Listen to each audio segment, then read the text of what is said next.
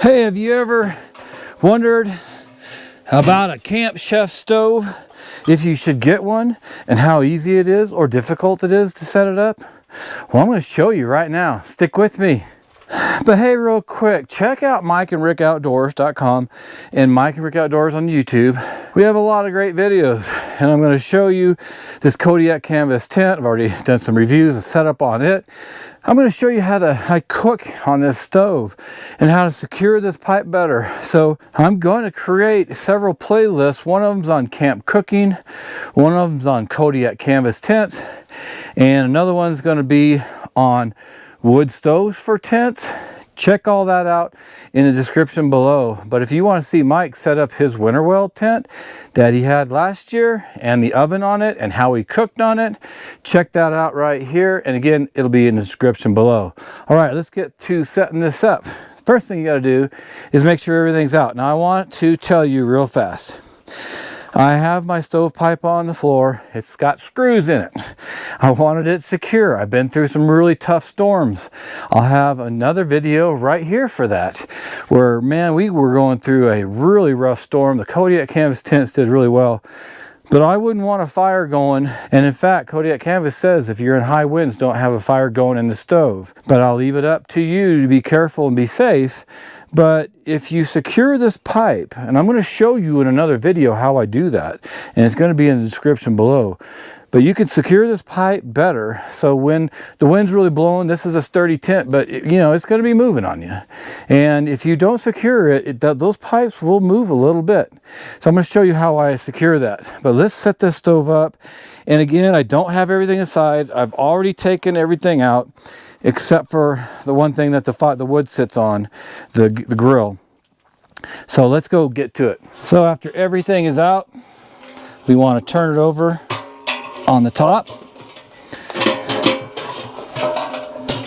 And we're going to secure these legs. Now these legs, they have these adjustments on them. So on one side, you can adjust it to make it more level.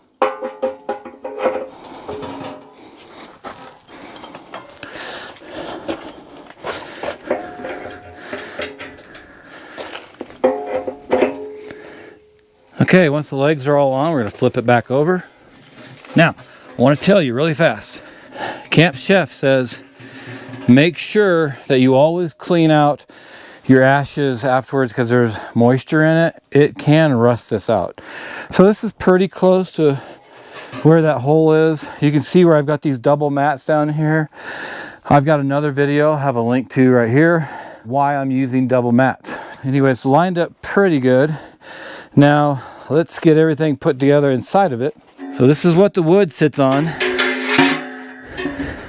There's nothing here that, that it would sit on. It's just the bottom and it can move a little bit. All right, so that's ready to go. Then we put these shelves on the side. It's really simple to put this thing together.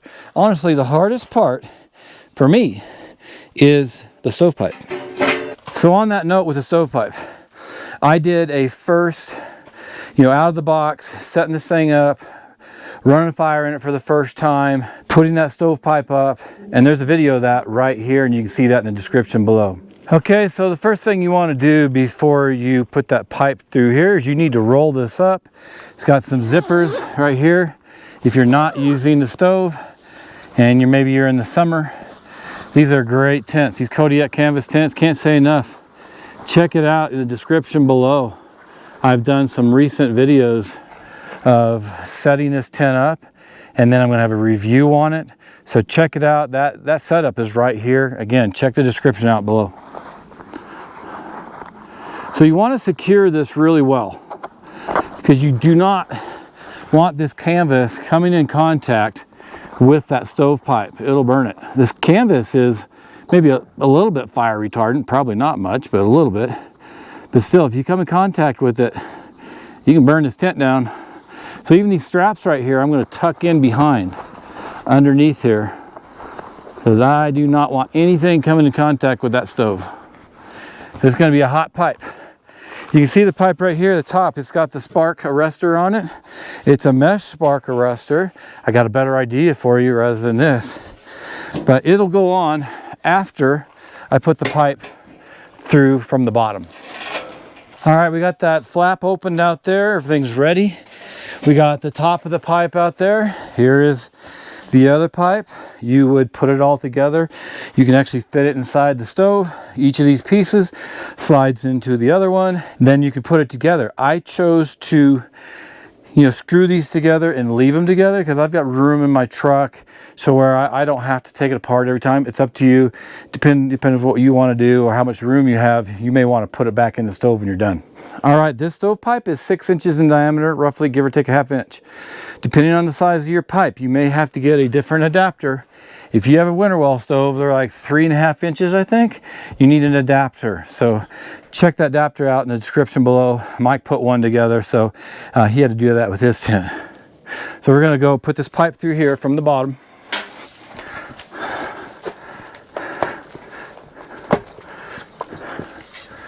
And as you can see, it's a perfect fit. Be careful, these pipes are sharp. So I'm putting up enough here. I'm gonna go a little bit higher because see, it's gonna hold it while I now bring my, well, I say it's gonna hold it. Come on, get up there. Well, that's gonna hold, the tent's gonna hold it for a minute. I'm gonna pull my stove back. Then, now this will handle the weight of it. If you guys have any tips how you put this stuff together or a better way, just a little tips and tricks, man. Love to hear from you guys. All right, that is not quite straight. Let's see, that's pretty close, not there yet.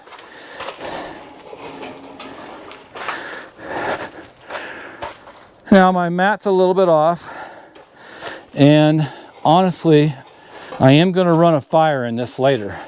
I'm going to show you how I cook camp pizza. So I'm going to pull the mat over. All right, we are camping. It does not have to be perfect. I'm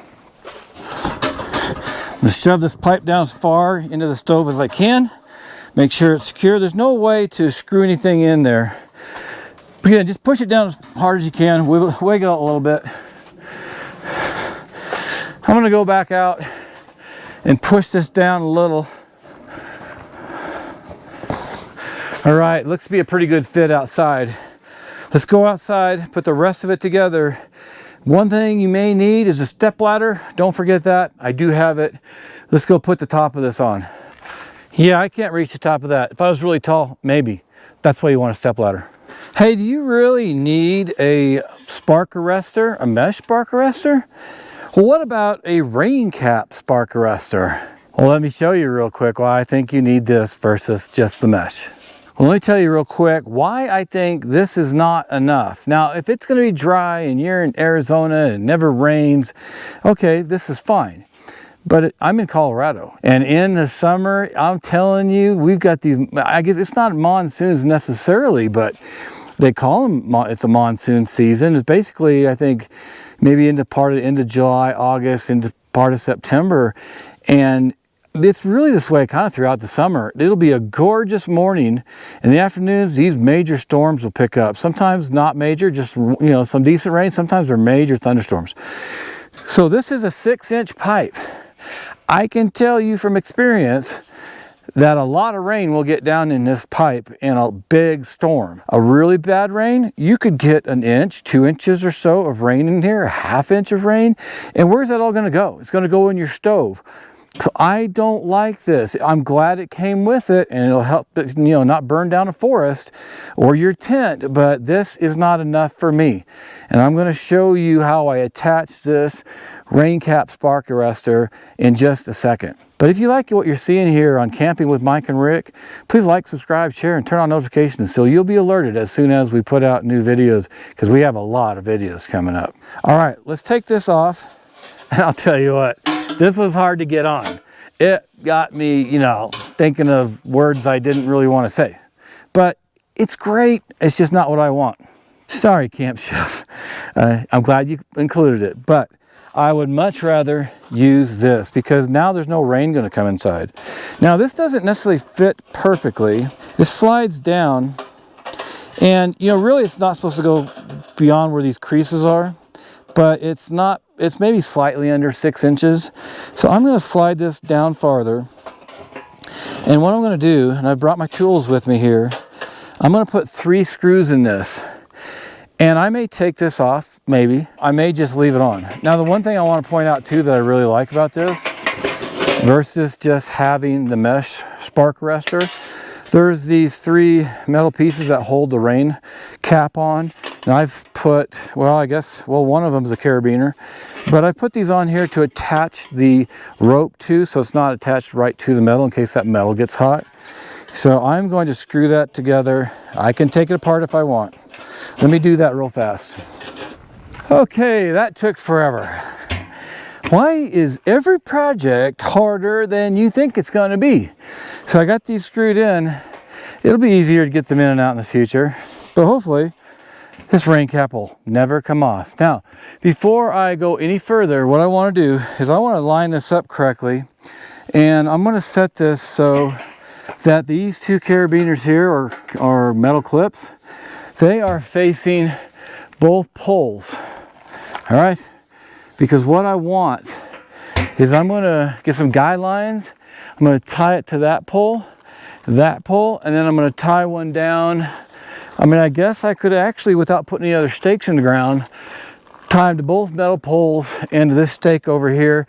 That'll really help it to give more security in a heavy or strong wind. All right, let's get these guide lines. All right, so I've got one guide line here, and we're going to tie my one bad knot. I'm going to retie these in the future once I, you know, find out how to tie it right. I'm going to tie it a little bit short because I don't want it to come into contact with this pipe. All right, so there's one guide line. It's going to go to the front of the tent right there. It's got a little extra rope. That one's got to be longer. It's going to the back of the tent. Okay, so it's time to use this step ladder, and I know it's not always like you want to bring extra things along with you, but for me, got to have the step ladder on this trip. All right, so the first thing is I'm going to attach this top of the pipe. Now, you really want the top of the pipe to be longer. Now, there's no way for me to put those guide lines on if I didn't do it beforehand. Now, I've already got these holes pre-drilled here, so I'm going to do my best to find them, and I'm going to have to screw them in. The challenge is actually going to be the opposite side, because I cannot see that side. I didn't think about that. If I have trouble getting to that other side, I can spin the pipe inside the tent a little bit so that I can see that hole. I can see these two, but I think I'm going to have to spin the pipe inside the tent. And actually, I probably don't need to go inside the tent to do it. Those holes line up good. I was wondering how well it would work to line those holes up after the fact, after I put it together back at my house. So now that all of the pipes have screws in them, I can actually lift it right here and should be able to spin it. Yeah, I'm going to spin it. Well, I'm going to spin it your way so you can see it instead of me. Now that's a really tight fit right there. So it's not wanting to spin on that rubber.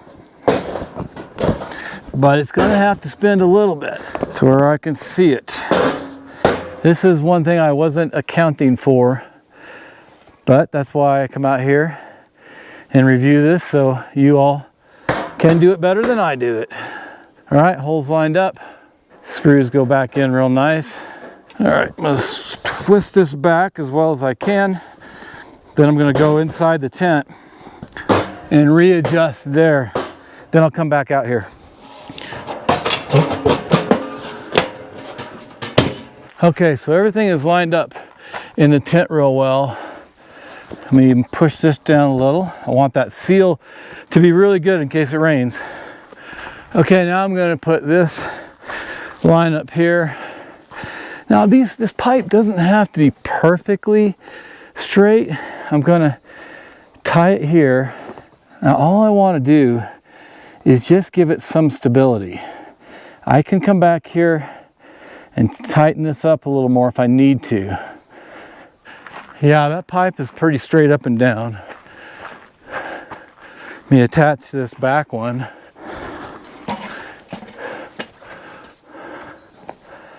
Again, it's not about having it super snug. I want it to be a little snug though. All right, so this first one's snug, good enough. Let's finish the last one. Now again, this last one I didn't cut yet. I want to make sure it was the right length. I'm gonna give it a little more length here.